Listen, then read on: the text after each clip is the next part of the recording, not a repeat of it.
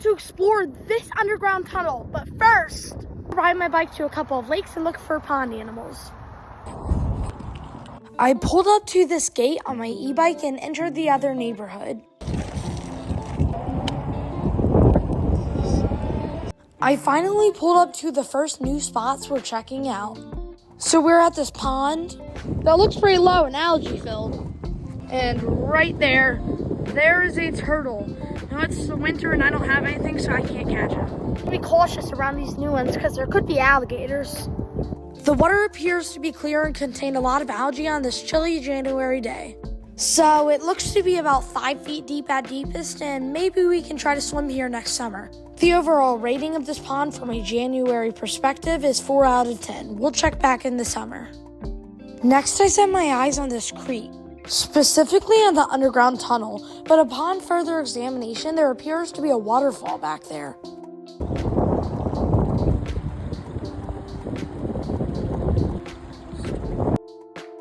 Now I want to get inside the tunnel, so I'm examining where to go down. I decided just to go for it and go down the slippery slope into the pipe. So I went down the muddy cliff, made it to the water, and stepped on a sand spur. I finally stepped in and the water was freezing. Now we have our first view of the tunnel. Guys, we're going into the pipe under the road. See raccoon prints, and my head is like this. And there's people driving over us. It's all great, it's all fine. I think there's probably snakes down here, which I'm actually okay with that. Actually, I'd be happy if I saw a snake, matter of fact. And it's getting darker. Oh, shit. We're gonna enter through the other side to go there. It's getting a little deeper. While it's safe to say the place was a little echoey, I'm happy to see sunlight again. Here's the other side. Over here, I got in the water and started trekking. I got to the main cavern, but the water was too deep for me, and I'll be back in the summer months. Now we're at the pond directly across the road from the last. I accidentally stepped in an anthill. No turtles yet over here. This one has relatively clear water, but I want to see what's in that tank. Didn't seem to be any alligators in this one either. Shameless plug, but I have the MSK University drip on. Here's some strange noises. So it looks like it's water falling out of this pond and going into the creek. Looks like the creek goes through this other neighborhood.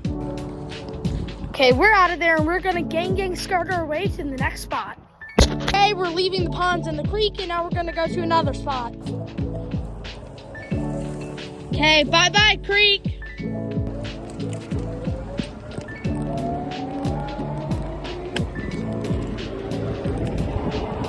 We're at our second spot, and I filmed a couple videos up here, but anyways, let's get going. So we have a little creek tunnel there, and it leads out here where there's usually some turtles, but in this case today, there's tons of bluegill fish.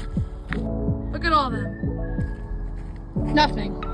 And look at that, big blue heron, taking off.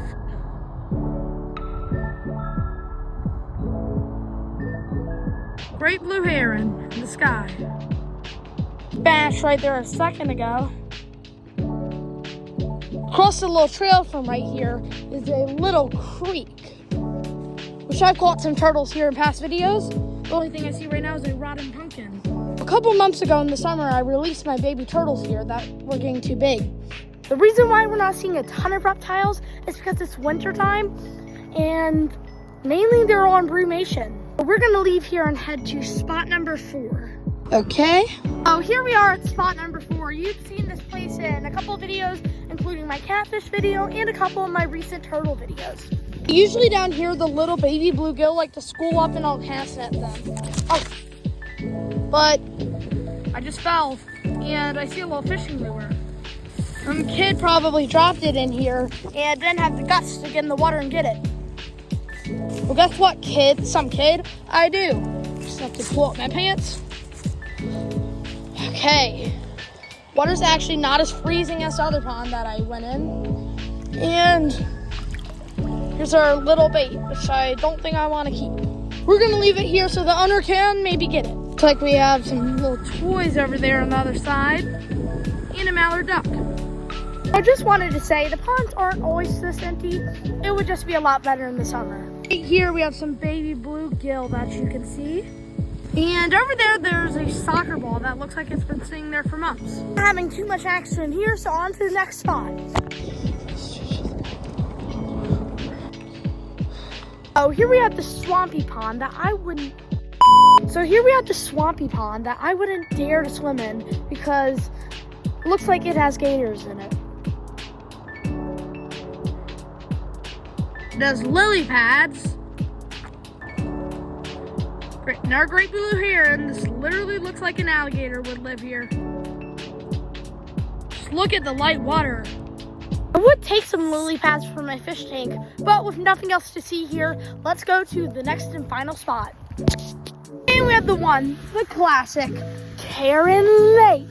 Immediately we see the classic fake swans and this diving duck. And I think I've spotted a turtle. Immediately, yes, we can confirm that was a turtle. Nothing to see in the storm drain though. Isn't the lake beautiful right now? At that fountain. Obviously we had the artificial swans because they can't get ducks. Kind of like the beach with the waves crashing in. Boo! Boo! Well, apparently I was wrong because they do have ducks. And a lot of them, including this white one. So our spot, Karen Lake, is made out of two ponds. This one and this one. Well, weeks ago, this thing was straight empty because it's an overflow pond. Full bench by the sunset.